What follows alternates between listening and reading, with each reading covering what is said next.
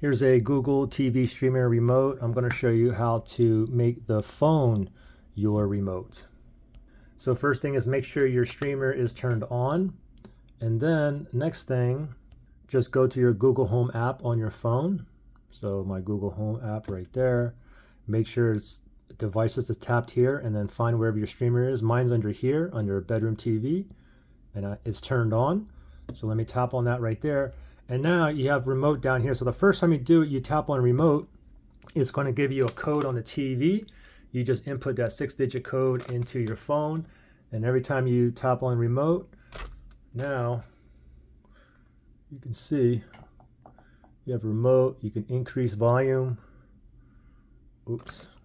Increase volume, or you can decrease there. Go to home page, you got power off button, and then you can tap on the 3 lines here as well. You can do swipe control, so basically you can just swipe it now, move to the right, and you have a power button here. Pretty simple.